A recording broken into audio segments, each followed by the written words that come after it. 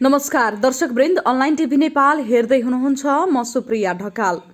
ऊर्जा, जलस्रोत तथा सिंचाई मन्त्री वर्षमान पुनले एनईए इन्जिनियरिङ कम्पनीको प्रबन्ध सञ्चालकको जिम्मेवारीमा रहेका हितेन्द्र देव साक्यलाई प्राधिकरणमा काज फिर्ता गराउन निर्देशन दिएसँगै उनले कार्यकारी निर्देशकको जिम्मेवारी पाउने चर्चा चुलिएको छ।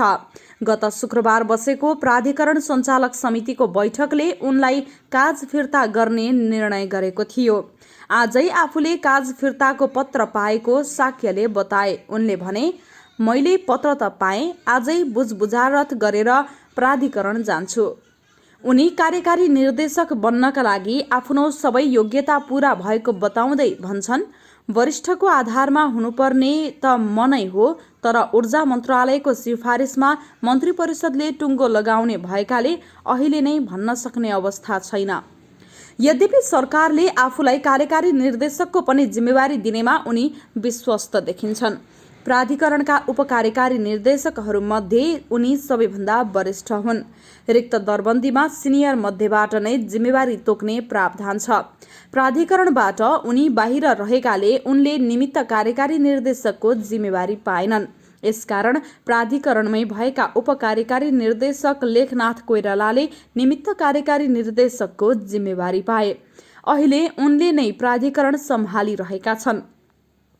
साक्य फिर्ता भएपछि कोइराला भन्दा वरियतामा माथि रहेका साक्यले निमित्त कार्यकारी निर्देशक पाउनेछन् र पछि उनलाई नै कार्यकारी निर्देशक दिने गरी तयारी थालिएको मन्त्रालय स्रोतले बताएको छ। 4 वर्षे कार्यकाल पूरा गरेर गत भदौ 29 गते कुलमान घिसिङ बाहिरिएपछि निमित्त कार्यकारी निर्देशकको जिम्मेवारी कोइरालालाई तोकिएको थियो। कुलमानको कार्यकाल दोहोर्याउने अभिव्यक्ति मन्त्री पुनले दिए पनि अन्त्यमा मन्त्री परिषदमा यो विषयले ठाउँ पाएन। क्याबिनेटले प्राधिकरणको कार्यकारी निर्देशकको विषय टुङ्गो लगाउन नसक्दा विभिन्न नामहरू बेला बेलामा चर्चामा आउने गरेको छ। यता आम माग भने कुलमानको कार्यकाल दोहोर्याउनु पर्नेमा छ। उनको कार्यकाल थपको माग गर्दै सडकमा स्वतःस्फूर्त प्रदर्शन र नारा जुलुस समेत भएको थियो। पछि कुलमानले आफ्नो पक्षमा नारा जुलुस नगरिदिन आग्रह नै गरेका थिए।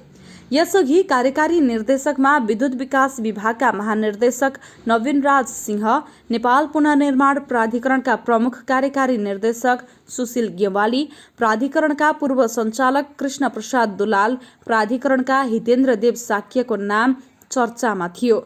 यद्यपि कार्यकारी निर्देशक मन्त्री परिषदको निर्णयबाट हुने हो। मन्त्री परिषदले यी कुनै पनि नाम अनुमोदन गरेको छैन, तर अब साक्यको सम्भावना अधिक रहेको स्रोतले बताएको छ। मन्त्री परिषदले यी कुनै पनि नाम अनुमोदन गरेको छैन, तर अब साक्यको सम्भावना अधिक रहेको स्रोत बताउँछ। ट्रान्समिसन सेक्टर चाहिँ स्टिल गभर्नमेन्ट ओन्ली सेक्टर भएको र यो सेक्टरमा चाहिँ सेन्ट्रल प्लानिङबाट चाहिँ अब अनसर्टेनिटी अफ जेनेरेसन प्रोजेक्ट्स र beyond the central planning generation प्रोजेक्टको प्लानिङबाट नहुने अवस्थामा ट्रान्समिसन लाइनको प्लानिङ पनि out of the realm of NEA भएको करिब 1 दशक भइसकेको हुनाले ट्रान्समिसन लाइन चाहिँ अलिकति अनप्लान्ड र देयरफोर इन्भेस्टमेन्ट पनि ल्यागिङ भइरहेको हुनाले transmission line is lagging behind the generation sector and therefore lot of generation projects are suffering and are going to suffer for a couple of years. So there's a very dire need for transmission lines to expand, and the problem is compounded by public perception of the transmission lines and opposition to building those transmission lines, and also the lack of policy in support of transmission lines which are in the public good. So yeah, it is necessary, but there are a lot of obstacles right now. Transmission master plan चाहिँ अहिले अब आएर चाहिँ जुन generation सेक्टरको अनसर्टेनिटीलाई लिएर त्यसैलाई address गरेर certain अनसर्टेनिटीलाई चाहिँ एम्बेड गरेर 5 year, 10 year, 15 year, 20 yearको चाहिँ ट्रान्समिसन मास्टर प्लान बनिरहेछ। Embedded in it is the assumption that so and so many generation projects will come, and because there are so many numbers of generation projects, probabilities, some will come and some will not come, but in general they may not be so inaccurate, and therefore the transmission master plan will hold true. त्यो प्रिन्सिपलमा master plan transmission line बनेको छ। So transmission master plan चाहिँ अहिले 5 year 10 15 year 20 इयरको लागि गरेर बनेको छ र बन्दाखेरि चाहिँ 20 इयरको लागि बन्नुपर्ने ट्रान्समिसन लाइनलाई 10 इयरको लागि बन्ने ट्रान्समिसन लाइनले चाहिँ नछेकोस् या चाहिँ भोलि गएर रिडन्डेन्ट नबन्नुहोस् भन्ने हिसाबले प्लानिङ गर्नुपर्ने हुन्छ। आज बनेको ट्रान्समिसन लाइन भोलि बन्दाखेरि भोलि चाहिँ अर्को ट्रान्समिसन लाइन बनाउनु पर्ने र यो ट्रान्समिसन लाइनले पछि बन्ने ट्रान्समिसन लाइनबाट नछेक्नुहोस् भनेर। So plus at the same time initial investment unnecessarily high पनि गर्नु हुँदैन। अब 20 वर्षपछि 400 केबी लाइन चाहिने ठाउँमा अहिले चाहिँ 400 केबी लाइन बनाएर चार्ज गर्न पनि सम्भव हुँदैन। So there we have to find an optimum balance between 5 year 10 year 15 year and 20 year plan. This is being discussed. I was in this also a part of that review of that master plan, and it requires a huge investment altogether, but it also depends upon the generation which will come as promised, if they come or not. So the master plan has to be revised periodically. एउटा त transmission line बनाउनलाई हाम्रो institutional भन्नाले अहिले transmission line एनएले मात्रै बनिरहेछ। सो एनएको institutional experience was we are learning, and there have been learning experiences in different transmission line projects, from Chile to Chile transmission line to Khimti Lamasagu and Lamasagu Kathmandu transmission line. There have been learning experiences, but and the learning curve is fast presently. Ani next thing, there has been unexpected public opposition in the transmission lines, and now we are learning how to cope with that kind of public opposition,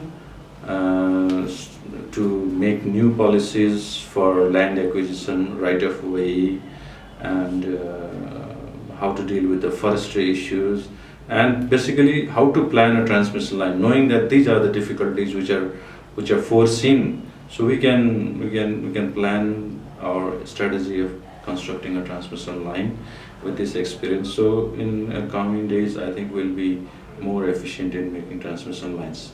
But there are some obstacles like the land acquisition and right of way. There are the forestry and clearing of trees, and the procedural issues related with that. And then finally it is investment which is required for those transmission lines. Fortunately, there is a lot of investments promised by the ADB, by the World Bank, and by other Exim banks and multilateral or bilateral donors, and now the MCC is also coming in the transmission sector in a big way. Transmission line is the link between generation and the consumers. And therefore a transmission line hits both ways.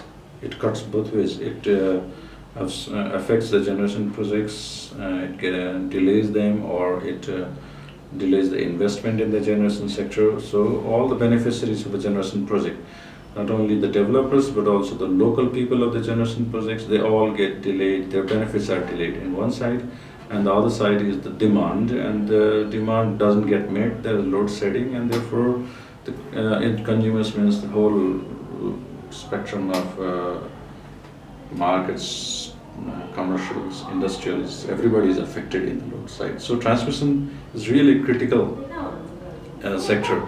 अहिले चाहिँ हाम्रो generation sector has been so active कि PPA भइसकेका प्रोजेक्टहरूले नेपालको विद्युत खपत केही वर्षसम्म धान्न सक्ने अवस्था भइसकेको छ।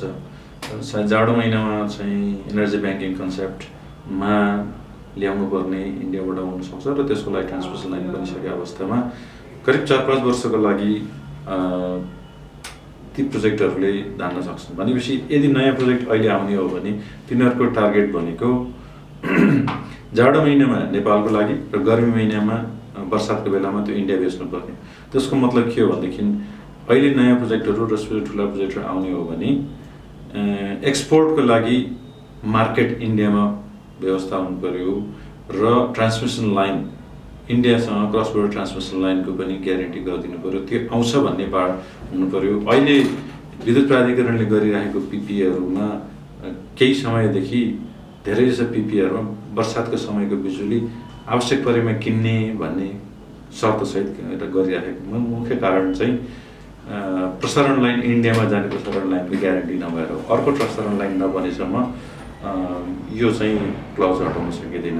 त्यसैले प्रसारण लाइनहरू भारत नेपाल प्रसारण लाइन बन्ने ग्यारेन्टी गरिदिएमा प्रसारण डेभलपरहरू आउँछ। प्लस करिडर रिभर करिडरको चाहिँ बागमती मेची कोशी सोलु त्यस्तै त्रिशुली बुढी गण्डकी मर्स्याङ्दी मादी करिडरहरूमा चाहिँ ट्रान्समिसन लाइन बन्ने ग्यारेन्टी भयो भने हाइड्रो पावर प्रोजेक्टहरू चाहिँ आउँदा रहेछन् भन्ने चाहिँ हामीले एक्जाम्पलको लागि काबेली करिडर बन्ने निधो भएपछि आएका प्रोजेक्टहरू अहिले काबेली करिडरले धान्न सक्ने त्यो ट्रान्समिसन लाइनले धान्न सक्ने भन्दा बढी क्षमताको भइसकेको छ भने बलास अतरिया सुदूरपश्चिममा ट्रान्समिसन लाइन बन्ने निधो भइसके पछाडि त्यहाँ भएका पिपिए र प्रोजेक्ट त्यहाँ बन्न अध्ययन भइरहेका प्रोजेक्टहरूले अहिले भएको ट्रान्समिसन लाइनको क्षमता नाग्ने भइसकेको छ भन्नाले प्रसारण लाइन बनेको खण्डमा बन्ने निधो मात्र भएको खण्डमा पनि हाइड्रो पावर प्रोजेक्टहरू त्यहाँ चाहिँ जुम्मिँदा रहेछन् र प्रोजेक्ट अहिले प्लान नभए पनि पछि आउँदो रहेछन् भन्ने कुरा देखिसक्यो। पिडिए चाहिँ दुई प्रकारको, एउटा त डोमेस्टिक खपतको लागि पिडिए हुन्छ जस्तो अपर त्रिशुली 1 को पिडिए हुनुलाई अहिले प्रस्तावित छ र कति चाहिँ एक्सपोर्ट ओरिएन्टेड प्रोजेक्टहरूको पिडिए हुन्छ। एक्सपोर्ट ओरिएन्टेड प्रोजेक्टको लागि चाहिँ पिडिए गर्नुभन्दा अगाडि यदि प्रसारण लाइनहरू त्यो ठाउँमा व्यवस्था भएको खण्डमा फ्री पावर कसरी लैजाने भन्ने कुराहरू पहिले नै पिडिएमा राख्न सकिन्छ। त्यो मात्र होइन, त्यो प्रसारण लाइन डेडिकेटेड भारतमा लैजानलाई सम्भव नहुने अवस्थामा विद्युत प्राधिकरणले अथवा अरू ग्रिड कम्पनीले मास्टर प्लान अनुसार अहिले भएका जुन 23-24,000 मेगावाटको लागि बनिरहेको मास्टर प्लान छ सो बमोजिमका आइडेन्टिफाइड क्रस बोर्डर इन्टरकनेक्सनहरूमा कमिटमेन्ट र प्लान गरे खण्डमा पिडिए गर्दाखेरि ती क्रस बोर्डरहरूबाट जाने गरिकन डेलिभरी पोइन्ट चाहिँ नेपालकै ग्रिडभित्र राखेर गर्न सकिन्छ र त्यसले गर्दाखेरि हामीले ट्रान्समिसन चार्जेसहरू र त्यो प्रोजेक्टबाट म्याक्सिमम एक्सट्र्याक्सन गर्न सक्छौँ। यो डेडिकेटेड एक्सपोर्ट ओरिएन्टेड प्रोजेक्ट भएर सिधै इन्डियामा लगेर बेच्यो भने त्यो भनाइ नै जुन छ रेभेन्यूले मात्र नेपाल बिजुली बेचेको रेभेन्यूले मात्र त धनी हुँदैन भन्ने हिसाबले नेपालभित्रै त्यो ग्रिड पोइन्टहरू क्रिएट गर्ने गरी प्लानिङ गर्नुपर्छ र त्यो भइसकेको खण्डमा अनि त्यस पछाडि पिडिए गर्दाखेरि चाहिँ मोर फाइदा लिन सकिन्छ, बढी फाइदा लिन सकिन्छ। एनइए अनबन्डल गर्नु पर्थ्यो पर्दैन थियो भन्ने कुराहरू त अब गभर्मेन्ट पोलिसीको कुरा हो, तर एनइए अनबन्डल गर्ने गरिकन ग्रिड कम्पनी चाहिँ नेपाल सरकारले दर्ता गरिसकेको छ।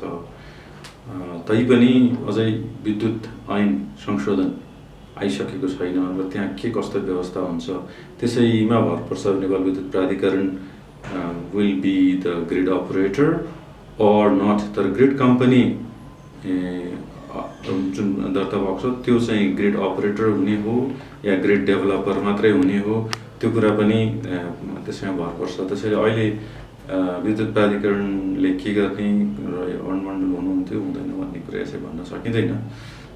तर जेनरल प्रिन्सिपल इलेक्ट्रिसिटी मार्केटको र मतलब इलेक्ट्रिक सेक्टरको अहिलेको जेनरल प्रिन्सिपल के हो भने ट्रान्समिसन सेक्टर चाहिँ अरू जेनेरेसन र डिस्ट्रिब्युसनबाट अलग्गै हुनुपर्छ ताकि दुवै सेलर र बायर दुइटैलाई चाहिँ इक्वल एक्सेस र इक्वल अपर्च्युनिटी दिन सक्ने नन न्युट्रल नन पार्सियल पार्टिसिपेसनको ग्यारेन्टी गर्न सक्नेको लागि ट्रान्समिसन सिस्टम चाहिँ सेपरेट हुनुपर्छ भन्ने एउटा मान्यता चाहिँ छ। त्यसअनुसार ग्रिड कम्पनीले गर्छ या एनइएकै ट्रान्समिसन सेक्सन फेरि छुट्टिएर एउटा सिस्टम अपरेटरको रूपमा आउँछ, यो चाहिँ अहिले भन्न सकिँदैन। उसको म्यान पावरले सक्छ कि सक्दैन भन्दाखेरि त्यसमा पनि केही इम्प्रुभमेन्ट ड्रास्टिक इम्प्रुभमेन्ट गर्नुपर्ने देखिन्छ। अहिले हामीले जतिवटा ट्रान्समिसन लाइनहरू बनाइराखेका छौँ 132 केबी र 220 केबी 400 केबीको प्रोजेक्टहरूमा त्यहाँ मतलब कि अहिले म्यान पावर पाइराखेका छैनौँ, क्यापेबल र क्वालिफाइड म्यान पावर त्यहाँ पुगिरहेको छैन। एउटा प्रोजेक्टको लागि एकजना प्रोजेक्ट म्यानेजर बाहेक अर्को इन्जिनियरै नहुने जस्तो अवस्था देखिरहेको छ। र जबकि एउटा प्रोजेक्टमा सिभिलदेखि सर्वे, जियोलोजी, इन्भाइरोमेन्टल इन्जिनियर सबै चाहिन्छ र त्यसलाई समयमा सिधाउन सकिन्छ। र यसरी म्यान पावर कम भयो भने ट्रान्समिसन लाइनहरू समयमा नसिद्धिने रिस्क हुन्छ। र समयमा नसिद्धिने हो भने त्यो काम इन्डियाले मात्रै गर्ने कि अरूले पनि गर्ने हो भन्ने क्वेसन उठ्छ। सायद ग्रिड कम्पनी नेपाल सरकारले त्यही हिसाबले बनाएको होला। तर ग्रिड कम्पनी खडा गर्दै मात्रै हुँदैन, आखिर मान्छे त चाहियो जहाँ पनि। र त्यो मान्छे ग्रिड कम्पनीमै आउने हो भने एनईले पनि त्यसले मान्छे ल्याउन सक्छ। सो प्लानिङ चाहिँ अहिले अब होल ट्रान्समिसन त्यो जुन एक्सपेन्सनको प्लानिङ गरिरहेको छ त्यो अनुसार म्यान पावरको पनि प्लानिङ